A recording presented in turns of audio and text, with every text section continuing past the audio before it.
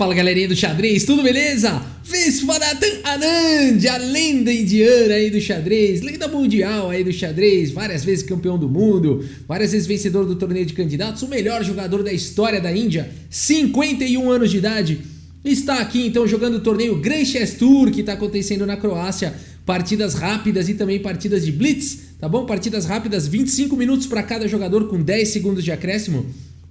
E a gente tem esse encontro de gerações aqui. Jordan Van Foreest jogando aqui, jovens aqui, né? Tem o Jordan Van Foreest. A gente tem outro jogador jovem aqui do torneio que é o Ian Duda, tá? Jogadores aí de 20 e pouquinhos anos de idade. E aqui o Anand com 51 anos de idade. Vamos ver esse confronto de gerações, então a lenda. Aqui Viswanathan Anand abre a partida com o peão do rei E4. Aqui C5 a defesa siciliana pelo Jordan. Cavalo em F3, E6 e aqui D4. C por D4, cavalo por D4, cavalo C6, cavalo C3 e a dama aqui em C7. Não se preocupando com o cavalo B5, a dama volta para B8 e fica tranquila lá. Mas aqui o Anand já no lance 6 mostra, chegando aqui no torneio, a primeira partida do torneio. O Anand chegando agora com lance G4 aqui, estoura o Grobiano. Né? E aqui esse lance intimida demais. O Jordan Van Foreest aqui não tem coragem de desenvolver o cavalo e já levar um empurrão aqui na partida. Então ele olha aqui, né? E fica com receio de desenvolver agora as peças na ala do rei. Segue com A6. Temos agora bispo em E3, cavalo por D4, dama por D4 e aqui B5 pelo Jordan Van Foreest. Ele vai querendo, desenvolvendo tudo aí na ala da dama. A grande roque, bispo B7, rei B1 e aqui cavalo em F6 então pelo Jordan Van Foreest. E aqui a gente ficou calculando, aqui a transmissão está sendo ao vivo, o canal Xadrez Brasil cobrindo aí todos os dias até domingo, começando às 10 horas da manhã.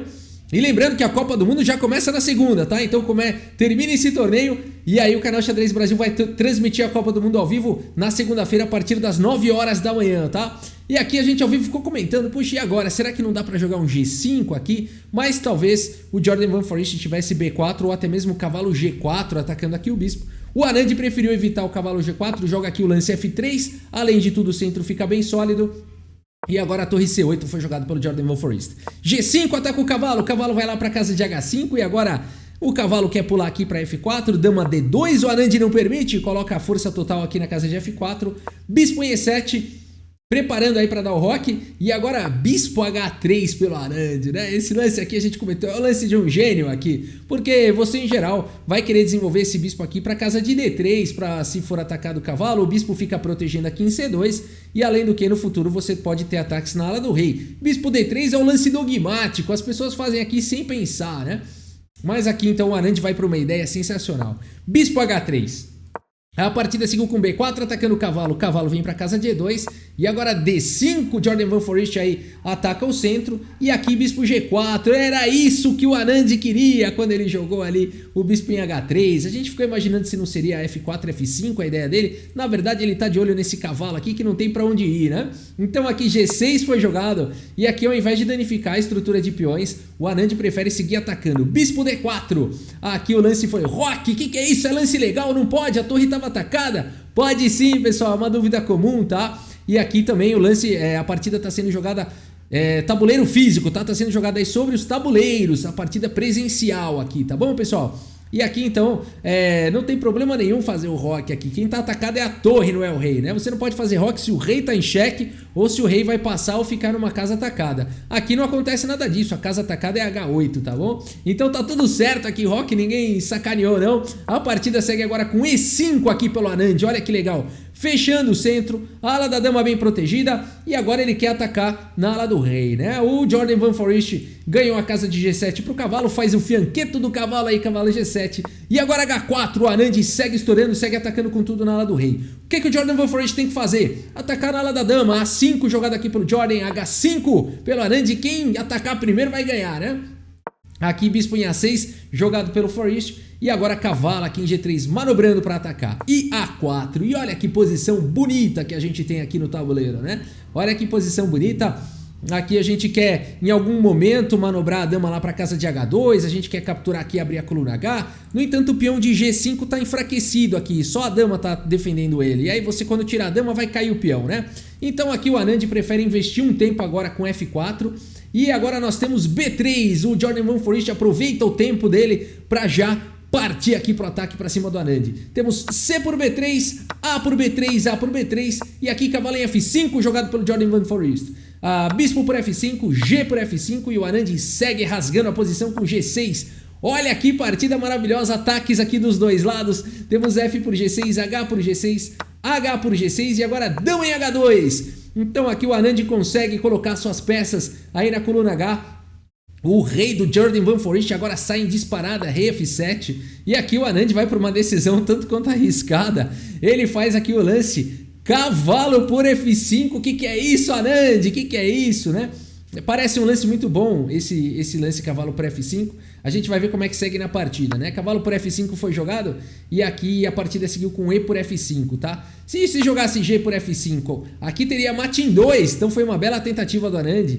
Dama H5 cheque, o rei só teria a casa de G7 ou G8, tanto faz. Aqui tá vindo dama aqui em G6 com checkmate, né? Ou dama H7 checkmate, tanto faz, né? Então aqui o Anand realmente preparou um belo ataque com o cavalo em F5 e aqui os dois já não estão com muito tempo no relógio. O problema desse lance é que o Jordan Van Foreest teria um torre H8 aqui, a gente vai analisar isso aí daqui a pouco. A partida seguiu com E por F5, então não G para não levar mate. E agora o Anand segue em busca aí do rei. Dama em H7 cheque, rei E6, dama por G6 cheque, bispo em F6 cobrindo aqui então o ataque, né?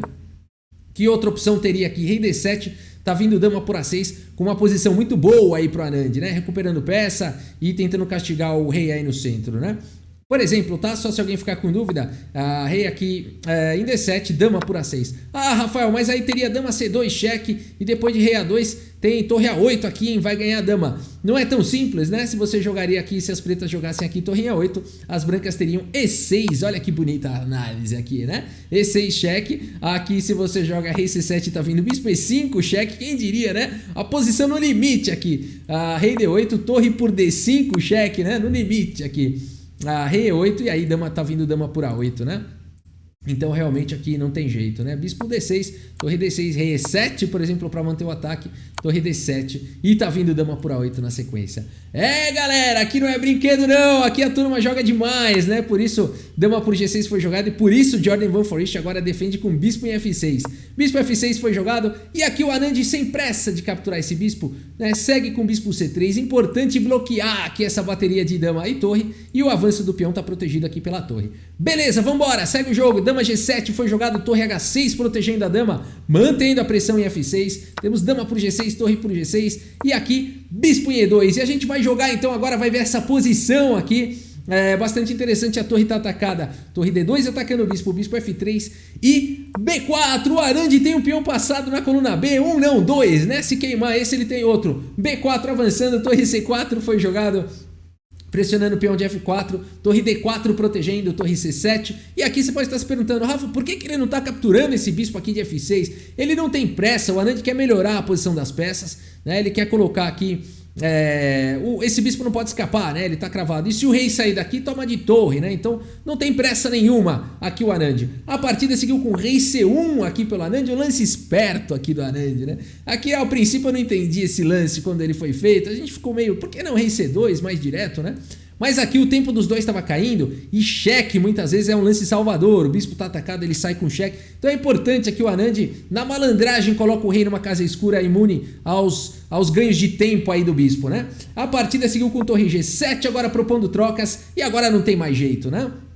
Aqui tem que capturar em F6. Então, bom, torre H6 até poderia ter sido jogado. Preferiu torre por F6 o Anand, torre por F6 e por F6. E olha que posição bacana, né? A torre tá atacada, não dá pra jogar rei por F6. Aqui não foi jogado, estaria vindo torre D3 aqui. Que bacana a posição, né? E aqui depois de rei F7, por exemplo, simplesmente bispo por G7. Bispo E4, por exemplo, torre D4, rei por G7, um final vencedor para as brancas. Dá até para sacrificar essa torre aqui, né? E avançar o peão, porque aqui o rei estaria fora do quadrado aqui do peão. Esse peão vai ser promovido, né? Tá bom, galera? E o peão aqui, o rei segura. Então aqui, bacana a posição, por isso não dá para capturar o peão. A partida seguiu com torre B7, agora o Anand segue com rei D2. A lenda mundial aí do xadrez indiano vai avançando aí na posição, bispo E4, agora rei E3. Temos aqui torre em H7 e B5 disparando com o peão passado. Torre H3, por que não dar cheque quando os tempos estão caindo, né? Rei D2, torre H2, rei C1, torre H1, torre D1 cobrindo aí o cheque. E aqui o Jordan Van Foreest não pode trocar as torres, pessoal. Parece que pode, né? Mas na verdade não pode. Ele segue aqui com torre H2. Se ele tivesse trocado aqui as torres e seguido com D4 para segurar o peão passado, poderia seguir bispo por D4, bispo D5. E aqui as brancas não vão ter dificuldade em ficar avançando os peões dos dois lados do tabuleiro e levar também o rei para apoiar, né? E aqui as pretas não seguram esse final. Estudos mostram que as pretas não seguram esse final, tá bom? Então por isso torre H2 foi jogada aqui pelo Jordan Van Foreest, segue na luta, torre G1 agora pelo Anand, D4, bispo por D4, torre C2, cheque, rei D1 e agora torre aqui em C4 atacando o bispo. O bispo vai para casa de E5, torre C5 atacando o peão lá de B5, torre G7 aqui jogado pelo Anand. E agora é o seguinte, né? Não dá para jogar aqui torre por B5, não foi jogado por conta de torre E7, cheque, o rei sai e não dá para segurar o peão. A torre na coluna B não teria a casa aqui de B8, tá? Eu vou fazer para ficar mais fácil. Não dá para jogar, não foi jogado torre por B5 por conta de torre E7, seguido de F7 e ninguém pararia esse peão, a torre não teria acesso aqui à casa de B8, tá bom? Então por isso a partida seguiu com torre D5, cheque, rei E1, torre D8, aqui o Anand segue com torre E7, cheque, rei D5 e depois de simplesmente F7 aqui pelo Anand, Jordan Van Foreest abandona aqui a partida, abandonou porque não dá mais, pessoal, tá vindo torre 8, né, tá vindo torre 8, não tem como evitar, né, não tem como evitar aqui. O que você vai jogar aqui? Torre F8, tá vindo B6. Se jogar torre F8, tá vindo B6. Não dá pra segurar, né? Vai jogar o que aqui? Não dá pra jogar esse lance, rei C6, senão o peão avança. Então o rei teria que sair da frente do bispo, rei C5, por exemplo. B7 de qualquer maneira, as pretas teriam que sacrificar aqui bispo por B7, torre por B7 e estaria vindo o bispo G7 na sequência, né? E se não sacrificar o bispo, Rafa, não dá pra fazer outra coisa? Não dá pra levar o rei aqui pra B6? Aí você promove aqui o peão pra dama, né? Aí se quando a torre captura, o bispo toma e aqui o peão tá promovendo na sequência.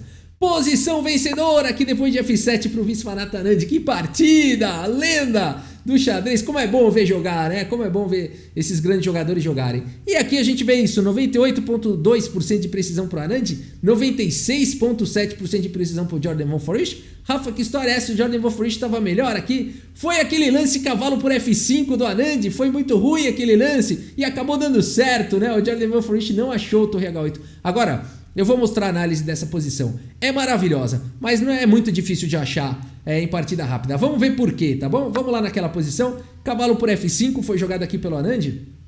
E o Jordan Van Foreest tinha que jogar aqui torre H8. Mas não é simples, porque aqui a gente imagina o seguinte. Como continuar? Cavalo então aqui em D6 para salvar o cavalo. Se o bispo capturar, eu capturo atacando a dama, né? E aí tá tudo certo. Se é torre por dama, eu capturo a dama.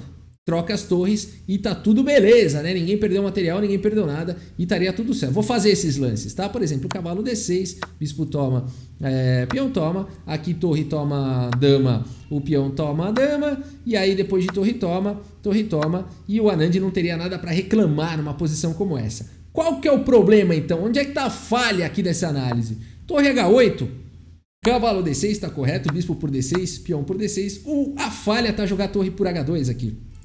As pretas teriam um lance vencedor aqui. Agora, mais uma vez, pessoal, com pouco tempo no relógio, né? Não dá para culpar o Jordan Van Foreest por não ter achado o lance que puniria aqui o Anand, né?